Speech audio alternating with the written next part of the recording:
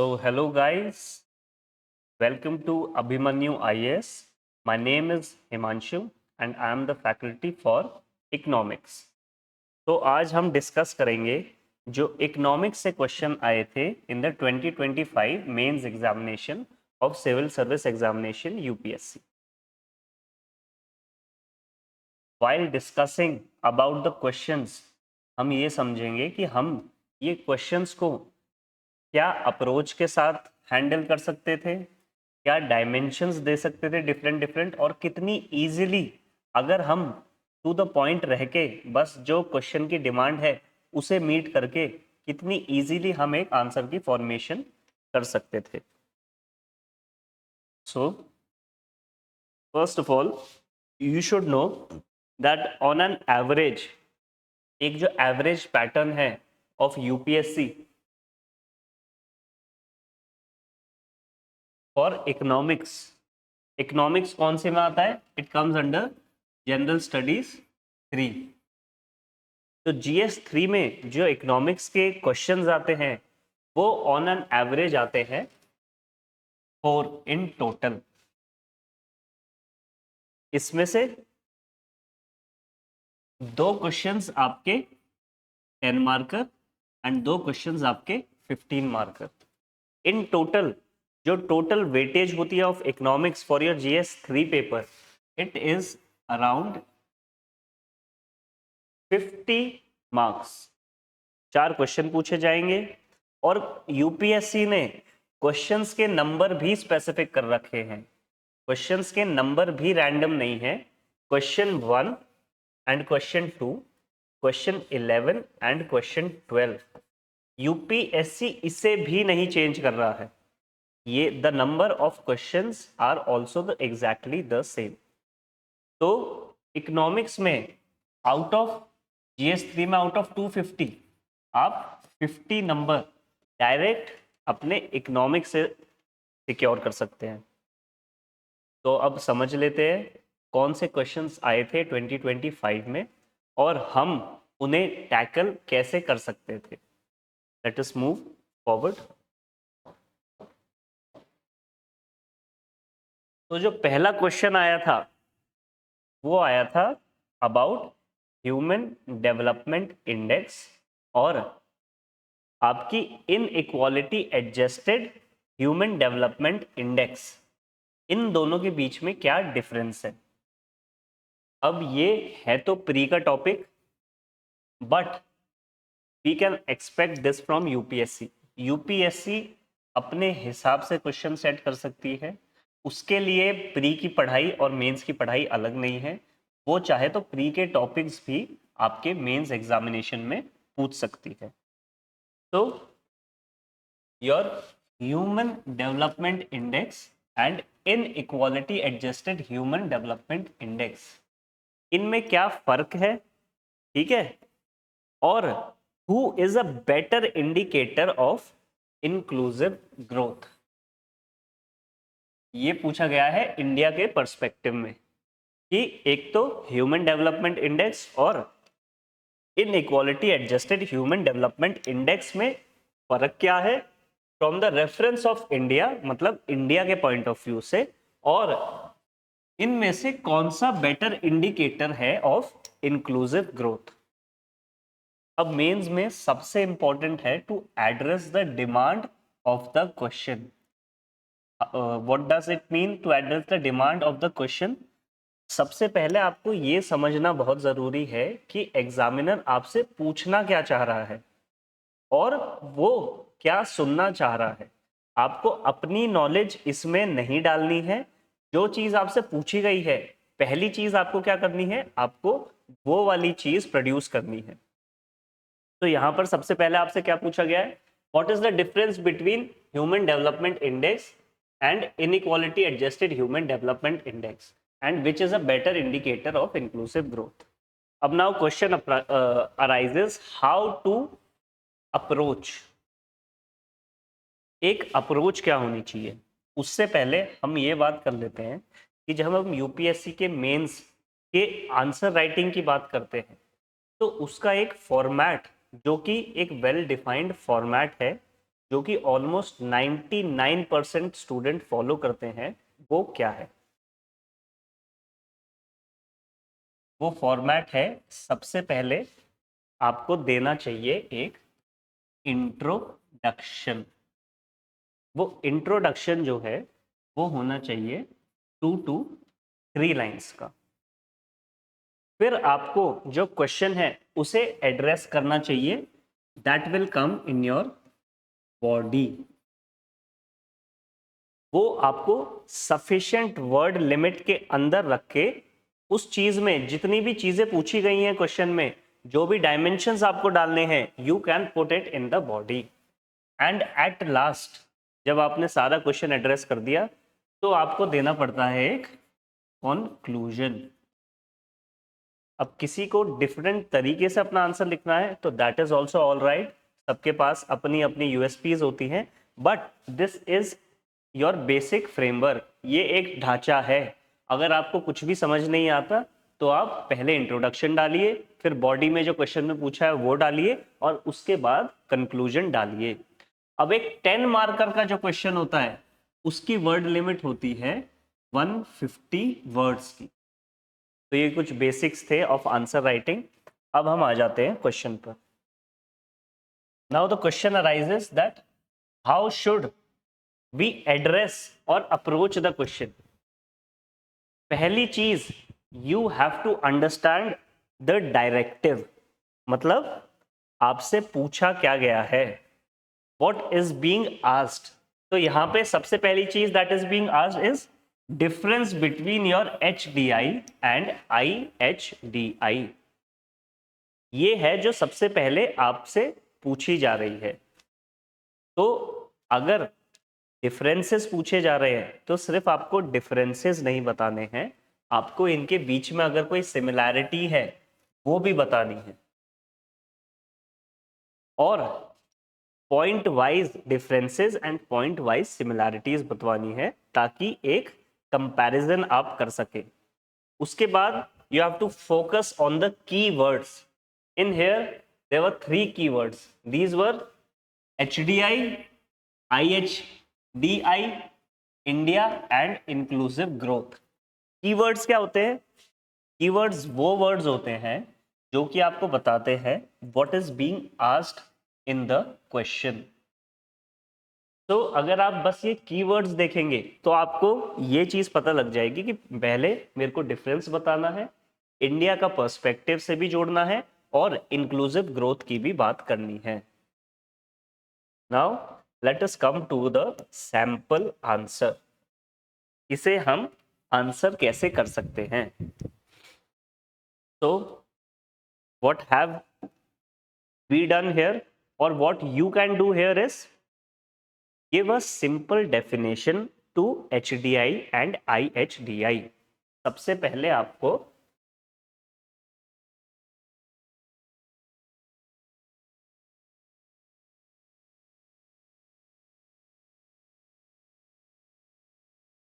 सबसे पहले आपको क्या करना है, आप अपनी जो इंट्रो है you can start it with a definition. Definition मतलब आपको लेंदी तरीके से उसे एक्सप्लेन नहीं करना, बस 2 लाइंस में आपको बताना है ह्यूमन डेवलपमेंट इंडेक्स क्या होती है। Human development index is the progress in your health, education and standard of living. When we measure that progress, उसे ही हम कहते हैं human development index. And what is in your inequality adjusted human development index, when we adjust that index for inequality, जब हम उसमें inequality का भी एक एंगल दे देते हैं, that is your inequality adjusted human development index। अब आपने 3 लाइंस में अपनी डेफिनेशन दे दी। नाउ इंट्रोडक्शन में अगर आप सिर्फ डेफिनेशंस दे रहे हैं तो that can be an average answer, but अगर आपको अपने पॉइंट करके मार्क्स इंक्रीज करने हैं हर आंसर में, so what you can do, you can add some facts, certain facts. So here what you can do, you can say that India's rank in Human Development Index is 131 out of 190. आप ये बता सकते हैं, आप ये fact उसमें डाल सकते हैं अपने इंट्रो में, currently India's rank in human development index is 131 out of 190. और सिमिलरली अपना inequality adjusted human development index का जो स्कोर है वो भी आप मेंशन कर सकते हैं. This gives an edge to your answer. ये जो आपका जो एग्जामिनेटर है वो ऑलमोस्ट एवरेज मार्किंग करेगा, लेकिन अगर आप कुछ फैक्ट्स, कुछ फिगर्स, कुछ कोट्स ऐड कर देंगे अपने इंट्रोडक्शन में तो हो सकता है वो आधा नंबर या 1 नंबर आपको एक्स्ट्रा दे दे. और ये 1 और आधा नंबर ही बाद में जाके आपकी कट ऑफ डिसाइड करते हैं कि whether you are qualifying the paper और you are not qualifying the paper. तो हमने भी एक डेफिनेशन दे रखी है, you can pause and read this definition. अब उसके बाद हम आएंगे अपनी बॉडी पर. नाउ बॉडी पर what we have done is we have shown the differences. तो what is the basic difference between your human development index and your inflation adjusted human development index? The main difference is averages. अब जो human development index है वो सारी चीज on an average quantify करती है. जब वो हेल्थ की प्रोग्रेस को इंडेक्स करेगी तो what will it see? It will see the average year, average life span of a person. वो देखेगी एक पर्सन की एवरेज लाइफ स्पैन कितनी है, वो कितने साल तक जिंदा रह पाता है. अब इसमें क्या है, इसमें एवरीथिंग इज एवरेज. अगर किसी साउथ इंडिया में किसी स्टेट में एवरेज लाइफ स्पैन है ऑफ योर 80 इयर्स और किसी नॉर्दर्न स्टेट में या किसी सेंट्रल स्टेट में जो एवरेज लाइफ स्पैन है वो गिर के आ जाता है टू 50 इयर्स, तो अगर हम ह्यूमन डेवलपमेंट इंडेक्स की बात करें तो वो इस चीज को नोटिस नहीं करेगी कि किसी स्टेट में ज्यादा है, किसी स्टेट में कम है. वो एक क्यूमुलेटिव फिगर लेती है कि हमारे इंडिया का एवरेज लाइफ स्पैन जो है दैट इज अराउंड 70 इयर्स. तो यहाँ पे जो इनइक्वालिटी बिटवीन स्टेट्स है that is ignored. On the other hand inequality adjusted human development index की जब हम बात करेंगे तो जब हम हेल्थ पैरामीटर की बात करेंगे या फिर एवरेज लाइफ स्पैन की बात करेंगे तब हम अपनी इनइक्वालिटीज भी मेजर करेंगे between different states. So which is a better indicator of inclusive growth? It is obviously your inflation adjusted human development index. so this is your main difference. एक चीज एवरेज वैल्यूज लेता है और दूसरी चीज जो आपकी इनइक्वालिटीज हैं उन्हें भी कंपेयर करता है. so what have we written? The focus is on average performance. Here the focus is on adjustment for inequality. Then India's score, अगर आपको याद है तो you can put in reflects potential development, reflects actual experience development. So these are, देखो what we have done is we have drawn a chart. So UPSC में भी अगर आप इनोवेशंस लाते हैं, अगर आप पाई चार्ट ड्रॉ करते हैं, चार्ट ड्रॉ करते हैं, जिससे अब मेरे को लिखने की जरूरत नहीं पड़ी. अब मेरे को पता है कि HDI के ये हैं फैक्टर्स, IHDI के ये हैं, और सिंपली जो भी रीड करेगा उसे इमीडिएटली जो डिफरेंस है वो समझ आ जाएगा. सो जो भी आपकी नॉलेज को बेटर पोर्ट्रे करे that is always a better alternative rather than filling the paper. Because ये UPSC लेवल है, ये आपका कॉलेज लेवल नहीं है जहाँ पे आपको बस पेपर पढ़ना है. आपको क्वालिटी कंटेंट भी देना है और उसकी जो रिप्रेजेंटेशन है वो भी बहुत अच्छी होनी चाहिए. So we will provide the body, and what we will provide in the concluding statement? Here we have written that inflation adjusted human development index is a better indicator for inclusive growth. अब ऐसा क्यों, ये भी हमने explain किया है। As it highlights disparities across regions, genders, social groups. बहुत सारे पैरामीटर्स हैं जिसपे जो इनइक्वालिटीज हैं, जो डिस्पैरिटीज हैं, वो मेजर करी जाती हैं। For a diverse country like India, where inequality undermines developmental gains, inflation adjusted human development index offers a more realistic measure for targeted and equitable policy making. This is a perfect conclusion. जो भी चीज थी, जो भी चीज हमसे पूछी गई थी, we have concluded in the concluding statement. Now let us move to the next question. अब इस क्वेश्चन में बात करी गई थी मल्टीलैटरलिज्म एंड बायलैटरलिज्म।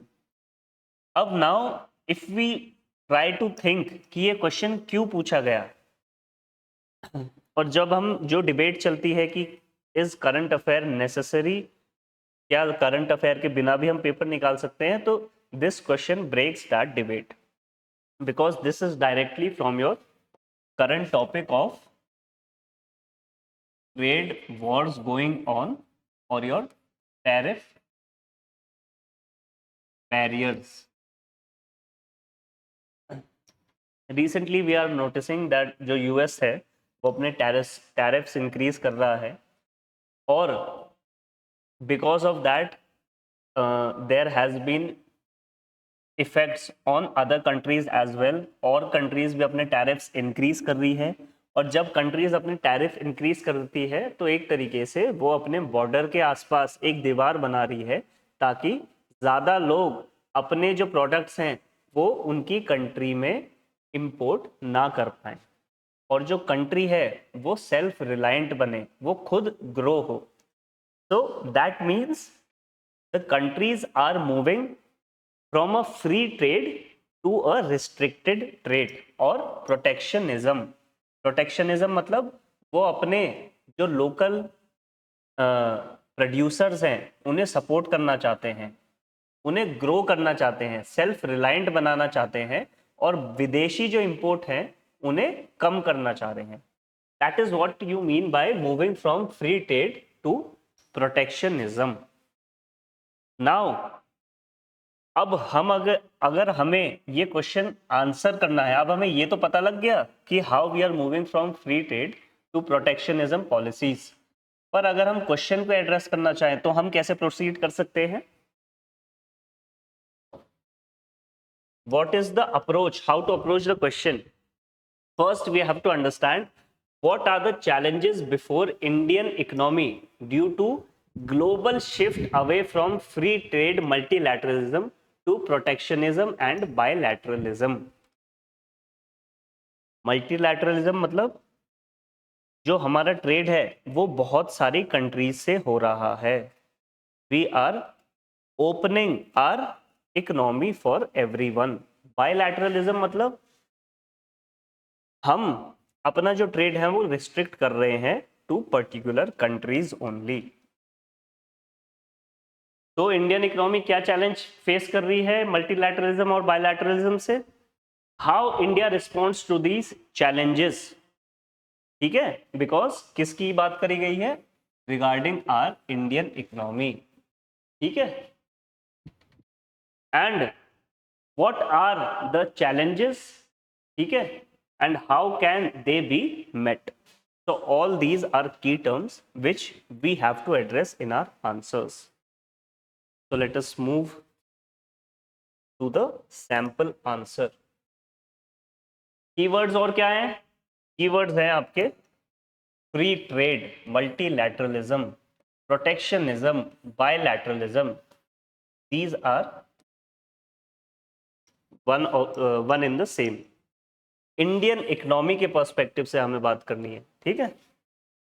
तो let us move to the sample answer. अब सैंपल आंसर में हमें कैसे इस चीज को एड्रेस करना है, let us C.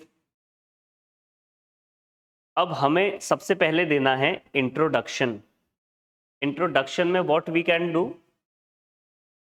simplest is you can define in your intro, you can define what do you mean by free trade and multilateralism, and what do you mean by protectionism and bilateralism.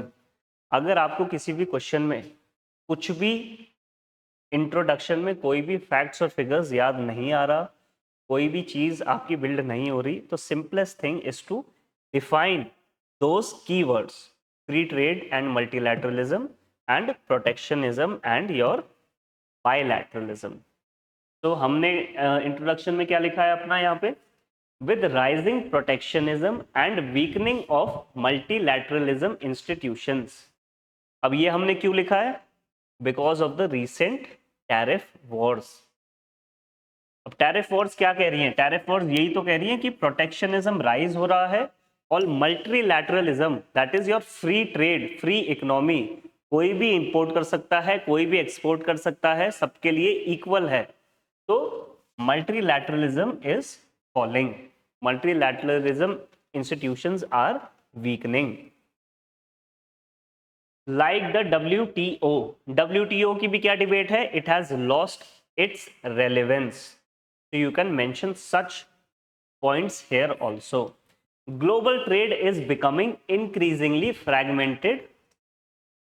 This poses serious challenges to India's export-driven and globally integrated economic aspirations.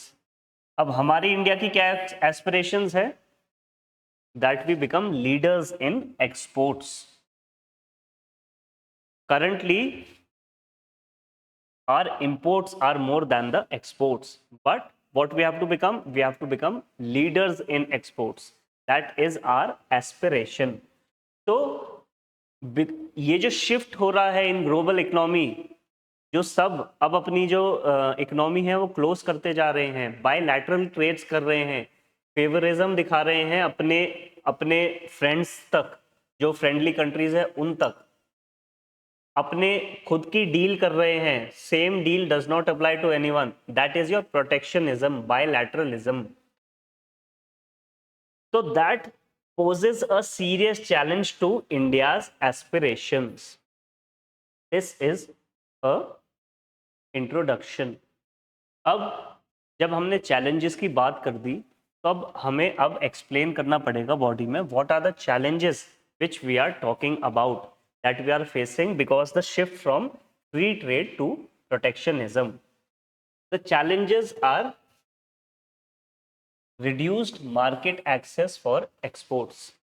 अब जब tariff increase होते हैं, अब USA ने अगर tariff increase कर दिया तो हमारे एक्सपोर्ट्स पर क्या फर्क पड़ेगा, हमारे एक्सपोर्ट्स रिड्यूस होंगे because they will become costly, and when they will become costly, just to enter a different market their demand will fall.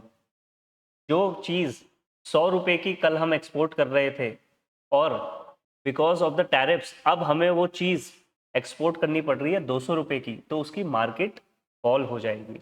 So there will be reduction in the exports due to tariffs. Weakening of world trade organisations. अब world trade organisation weak होगी तो there will be dispute resolution और fairness जो है वो कम हो जाएगी, दैट विल ऑल्सो फॉल.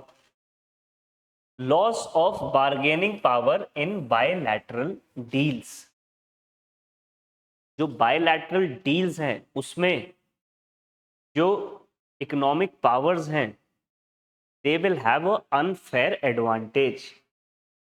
और जब हम कलेक्टिव बार्गेनिंग करते थे, मतलब सारी लो इनकम कंट्रीज एक ग्रुप बना के अपनी डिमांड रखती थी वर्ल्ड ट्रेड ऑर्गेनाइजेशन में, then the power was cumulated. तब अलग अलग उंगली मिलके एक मुट्ठी बन जाती थी, और जब वो अपनी डिमांड्स आगे रखते थे, those demands were met by the WTO. पर अगर यही सारी कंट्रीज अलग अलग हो जाएंगी और बायलैटरल रिलेशंस बनाएंगी, मतलब एक जॉइंट डिमांड ना रख के अपनी इंडिविजुअल डिमांड्स रखेंगी, then their power will become weak. disruption of supply chains and global supply chain participation. अब ग्लोबल सप्लाई चेन का क्या मतलब है? एक सप्लाई चेन है जो कि ग्लोबली अप्लाई करती है, like electronics are supplied from China, ठीक है। ऐसे ही बहुत सारी चीजें हैं, like good quality cars are supplied from Germany, from Japan. So there are some global supply chains or everyone follows these supply chains. पर अगर there will be rise in protectionism, so these global supply chains will be disrupted. Then alternatives will be searched in the local markets or through bilateral deals. These global supply chains will be disrupted. Difficulty attracting foreign your FDI and your uncertain trade environments, your foreign direct investment, इसमें आ जाएगी difficulty. क्यों आ जाएगी difficulty? Because of bilateralism, protectionism. अगर आप अपनी country पे protectionist policies लगा लेंगे, ठीक है, तो फिर क्या होगा? There will be less investment in your country. और बिकॉज किसी और ने ये पॉलिसीज अप्लाई कर ली एंड आपकी जो लोकल इकोनॉमी है वो डिस्टर्ब हो गई, then also the confidence in your economy will fall. So that will lead to difficulty in attracting your foreign direct investment and uncertain trade environment. Trade environment में कोई certainty नहीं रहेगी, कोई stability नहीं रहेगी, है ना. So all these are challenges that India can face in future. अब इसके solutions क्या है? अगर हम ये बात मान लें कि the world is moving from multilateralism to bilateralism, तो अब हमें भी ये चीज एक्सेप्ट करके और अपने जो बायलैटरल ट्रेड्स हैं उन्हें डाइवर्सिफाई करना चाहिए. अब हमें जो अपने रिलेशंस हैं वो स्पेसिफिक कंट्रीज के साथ ना रख के हमें और भी कंट्रीज या और भी इकोनॉमीज में एंटर करना चाहिए थ्रू बायलैटरल रिलेशंस. जिस कंट्री से हमारे रिलेशन अभी तक डेवलप नहीं हुए, we should move forward in developing those relations, like your Central Asian countries, like your Latin countries, like your Nordic countries. So we should move forward with diversifying our relations with these countries. We should strengthen domestic industry, self-reliance, Atmanirbhar Bharat, Make in India, production-linked incentive schemes, stand up India, स्वदेशी.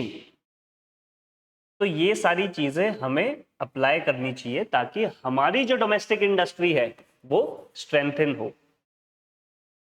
What else we can do? We can boost our export competitiveness. Export competitiveness हम boost कैसे कर सकते हैं?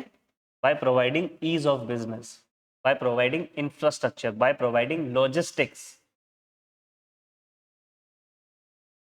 and diversifying markets and products, using regional and pluralistic platforms to influence trade norms. जो regional platforms हैं, जो प्लूरिलैटरल platforms हैं, वो हमें यूज करने चाहिए to influence trade norms.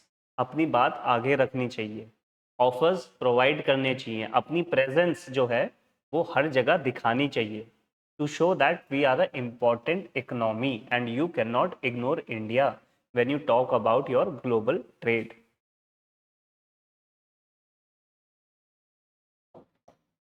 Now what else we can say? India must adopt a calibrated mix of self-reliance and global engagement to navigate the shifting global trade architecture. तो हमें self reliance और अपनी global engagement मतलब bilateral relations ये और भी improve करने चाहिए। Okay, now let us come to the 11th question that was asked in your GS3 examination. This was a 15 marker. 15 marker का क्या मतलब है? 250 वर्ड्स में आपको ये आंसर करना पड़ता है। Now this was a question on your fiscal health index. If you had done your mains preparation well, तो आपको पता होना चाहिए कि फिस्कल हेल्थ इंडेक्स क्या होती है, कौन निकालता है, किस लिए यूज होती है। Now what is the question that has been asked? How the fiscal health index, so this is your first keyword, can be used as a tool for assessing fiscal performance of states in India. Fiscal health index से fiscal performance of states कैसे assess कर सकते हैं? In what way would it encourage the states to adopt prudent and sustainable fiscal policies? तो how will your fiscal health index encourage the states to adopt what? Prudent and sustainable fiscal policies. Now, how to approach this question? First, you have to explain how the fiscal health index can be used to assess fiscal performance of the state. इसमें आपको क्या करना है? इसमें आपको fiscal health index क्या है, क्या उसके इंडिकेटर्स हैं, and how it evaluates your fiscal health. उसके बाद आपको क्या करना है? How that encourages states to adopt prudent and sustainable fiscal policies. अब इसमें हमें क्या क्या डिस्कस कर सकते हैं? हम इंसेंटिव्स डिस्कस कर सकते हैं जो कि स्टेट्स को मिलते हैं for improving their fiscal health, competition between states, transparency and policy impact. So this is how you have to approach the question. सुनाओ, इसमें आपको सबसे पहले इंट्रोडक्शन,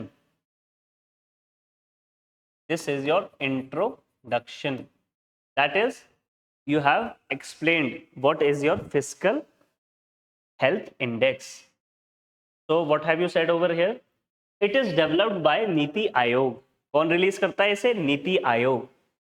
क्या निकालता है, किस लिए यूज होता है? To assess the fiscal performance of Indian states comprehensively. It provides a composite measure based on various fiscal indicators enabling a holistic evaluation.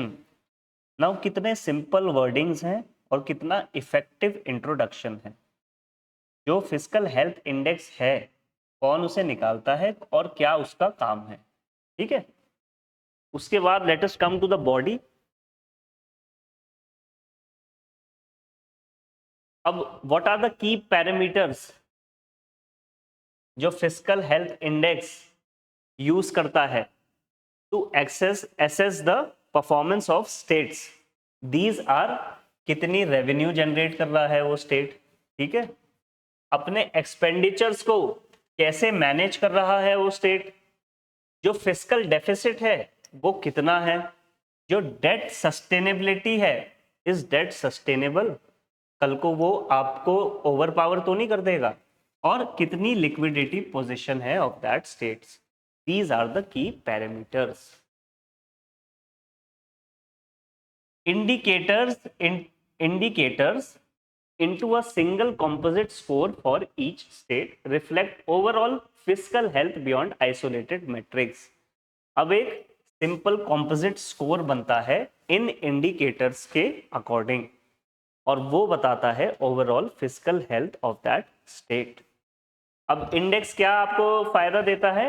It allows comparison across states.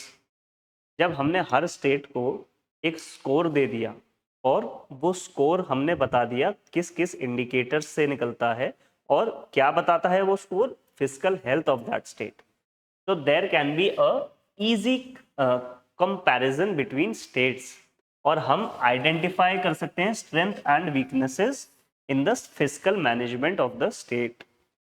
So it captures both short-term fiscal discipline, that is your deficit control, and your long-term sustainability, that is your debt and liquidity.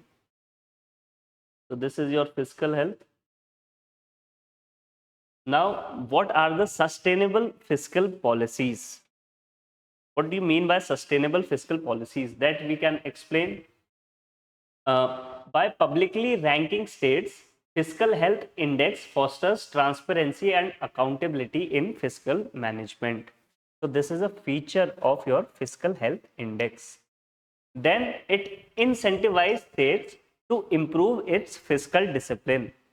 अगर physical health index transparent है और वो competitive है तो states की एक तरीके से रिस्पॉन्सिबिलिटी हो जाती है कि हम उस इंडेक्स पर अच्छा परफॉर्म करें, because in future that will attract investments as well, that will have effect on your loan taking power as well. To achieve better ranking, creating a sense of competitive fiscal federalism. States are motivated to focus on balanced budget, effective resource utilization, and reducing over dependence on debts. अब physical policy, physical health, जो भी आपको point याद आता है कि physical health अगर अच्छी होगी, फिजिकल स्कोर अगर अच्छा होगा तो स्टेट्स को क्या फायदा मिल सकता है, all these points you will mention in your answer. Okay, और क्या हो सकता है? Help states identify fiscal vulnerabilities early. अगर कोई इन फ्यूचर प्रॉब्लम आ सकती है because of the physical indicators, वो आइडेंटिफाई करना बहुत ही आसान हो जाएगा किसी स्टेट्स के लिए, और उससे क्या होगा? State can make better policies. ये भी आप मेंशन कर सकते हैं यहाँ पे. Encouraging adoption of reforms to improve tax collection, control expenditure, and ensure liquidity. So this is your sustainable fiscal policies. अब कंक्लूजन में आप क्या लिख सकते हैं? कंक्लूजन में you can write, first of all, the conclusion in a UPSC paper should always be positive. You cannot criticize the government. You cannot criticize the world. Because you are a future IAS officer, a future IPS officer, a future IRS officer. तो आपकी जो thinking है वो negative नहीं हो, वो एक positive angle की तरफ हो. हाँ, रियलिटीज जो फैक्ट्स हैं वो हम स्टेट कर सकते हैं, लेकिन उसके बाद उसके सॉल्यूशंस क्या हैं, how to remove that problems, that should be our focus. Problem को दिखाना इज नॉट द सोल्यूशन, उसे कैसे दिखाने के बाद उसे सॉल्व कैसे करा जाता है, that is the solution, and that is what is required in the conclusion. That's why it is said कि कंक्लूजन आपका हमेशा एक पॉजिटिव एंगल पे होना चाहिए. So here also the fiscal health index serve as a vital tool for promoting fiscal responsibility and sustainability. Physical responsibility मतलब एक तरीके से आपकी accountability. It strengthens physical federalism. अब फिजिकल फेडरलिज्म का क्या मतलब है? The interaction between government and states around your physical policies is improved. सरकार, सेंटर हेल्प कर रही है स्टेट्स की बताने के लिए कि यार आपकी फिजिकल हेल्थ कैसी है. स्टेट्स उस पर एक्ट कर सकती है, सरकार की एडवाइस पर एक्ट कर सकती है और अपनी फिजिकल परफॉर्मेंस बढ़ा सकती है. तो यहाँ पे there is a relation of federalism. The centre and the states are working together, not against each other. By encouraging states to maintain sound finances, ensuring economic stability and your growth. So this is your conclusion to the question. Now the next question was your question number 12, and it was also of 15 marks and of 250 words. अब इसमें क्या पूछा गया है? This question is about your production linked incentives. Production linked incentives क्यों लाई गई थी? To improve your exports, to improve your competitiveness. तो what is the question? Discuss the rational of the production linked incentives. Rational का क्या मतलब है? Rational का मतलब है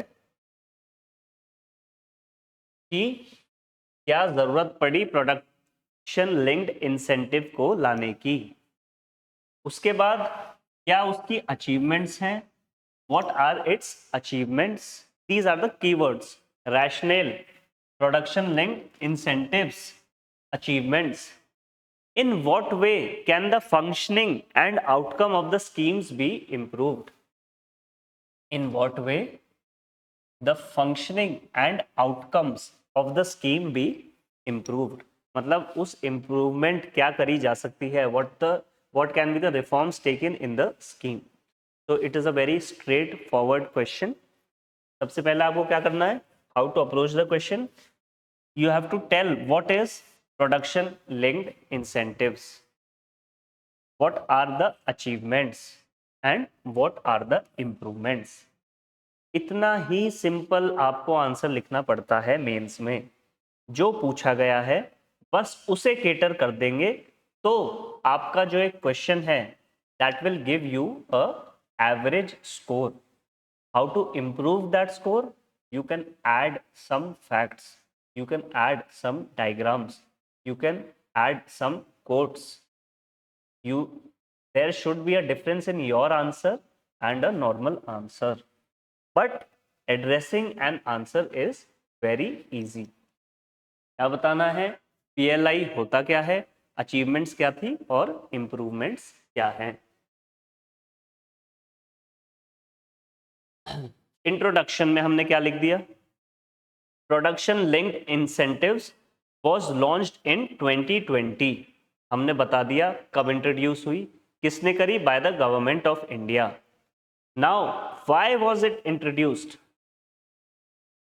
It was introduced with the aim to boost domestic manufacturing, attract investments, and enhance export across critical sectors.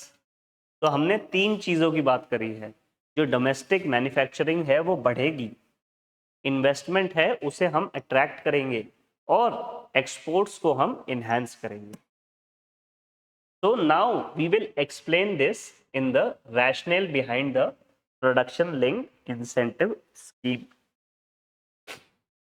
This is your reduce import dependence. India is a import dependent country और हमें अपने पैरों पर खड़ा होने के लिए specially in these times when everyone is moving towards protectionism, हमें ज़रूरत है कि हम सेल्फ रिलायंट बन सकें, हम जो प्रोडक्शन है वो बढ़ा सकें, हम अपने एक्सपोर्ट्स इंक्रीज कर सकें और अपने इंपोर्ट्स रिड्यूस कर सकें। इस वजह से, इस थॉट से this scheme was introduced to reduce import dependence, specially किस फील्ड में? Electronic, solar, pharma sectors. अब इन्हीं तीन में क्यों? बिकॉज इंडिया में सोलर एनर्जी का जो एक तरीके से सोलर एनर्जी का जो प्रोडक्शन हम कर सकते हैं, जो पोटेंशियल है of creating electricity from our solar energy is very vast, because India में धूप की कोई कमी नहीं आती। We lie just around your equator, that's why we have abundant sunlight. So solar sector, pharma, we are already the leaders in the pharma industry and your electronics. This was the focus of your production linked incentives. दूसरा क्या था? Attract global supply chain to India. India को भी global supply chain का एक बहुत बड़ा part बनाओ। What was the strategy called? China plus one strategy. And promote Atmanirbhar Bharat through self reliant industrial growth. India को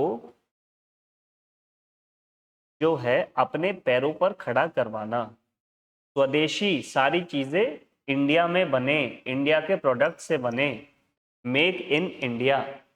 All these were the thought behind this scheme. Encouraging scale, innovation, and competitiveness in Indian manufacturing. So these were the rationale. Now, achievements of this scheme. अब achievements पे बात कर लेते हैं. Focus क्या था हमारा? Electronics, solars and pharma. तो सबसे पहले we'll learn about the achievement in the electronics. Mobile manufacturing boost. How India became the top global mobile exporter. हमने मोबाइल की इतनी प्रोडक्शन करनी स्टार्ट कर दी. अब सैमसंग भी अपना प्लांट इंडिया में ला रही है, चल रहा है. एप्पल भी अपना प्लांट इंडिया में लाना चाह रहा है. तो all this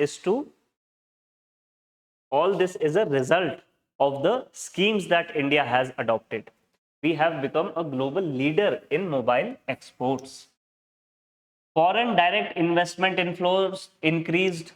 Companies like Apple suppliers on Foxconn and Pegatron, they are trying to come in India. Job created, estimated to generate lakhs of direct and indirect employment because of increasing manufacturing. Then your pharma and electronic exports rose significantly because of our schemes of production linked incentives. Infrastructure development, manufacturing clusters, component ecosystems are evolving. So these are the achievements of production linked incentive scheme. Challenges क्या है और कहाँ हम उसमें improve कर सकते हैं? How can we improve? What are the reforms? That is delay in incentive payouts due to complex documentation. जो डॉक्यूमेंटेशन है उसे इजी करना. That is your ease of doing business को बढ़ावा देना. ईज ऑफ डूइंग बिजनेस को बढ़ावा देना, ये चैलेंज है और हम इसे सॉल्व कर सकते हैं. Limited MSME participation due to high investment thresholds. अब MSME is the most important manufacturing sector.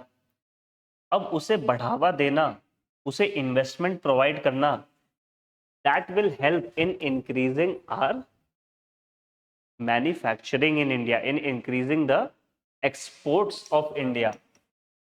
Then is sectoral concentration risk, over focus on few sectors. Mobile के अलावा, इलेक्ट्रॉनिक्स के अलावा और भी सेक्टर्स हैं जिस पर हम फोकस कर सकते हैं. Like a recent focus is on semiconductors. Need for transparency in beneficiary selection. आप किसको बेनिफिट पहुंचा रहे हो उसमें ट्रांसपेरेंसी होनी चाहिए. There should be no corruption. inadequate research and development support and domestic value addition in some sectors.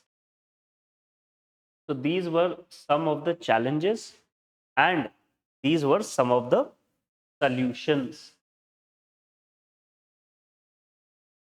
Now we can provide a way forward as how to improve as a form of reforms. Now what is the way forward which we can provide? जो भी challenges थे उनका reverse. Simplify procedure, timely disbursement, encourage MSMEs, improve research and development, strengthen monitoring and evaluation framework for better impact assessment. जो भी आपके challenges थे उनके reverse ही आपका way forward बन जाएंगे. That is how you have to address the question. Now conclusion में आप concluding statement क्या लिख सकते हैं? Production linked incentive एक ट्रांसफॉर्मेटिव पॉलिसी थी जिसने which brought a shift towards competitive manufacturing.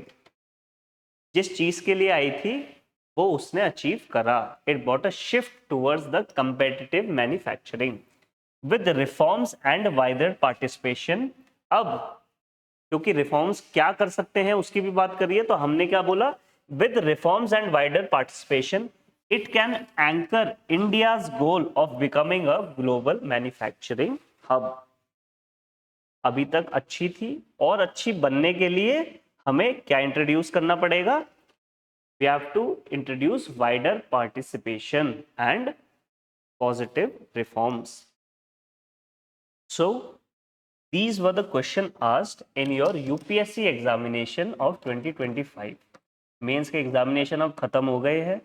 आपको भी अपनी मेंस की जो तैयारी है उस पर अगर अभी से ही फोकस करेंगे टिल दिसंबर, अगर आप अपनी मेंस की प्रिपरेशन पूरी कर देंगे, you will be in a much better position than rest of the aspirants.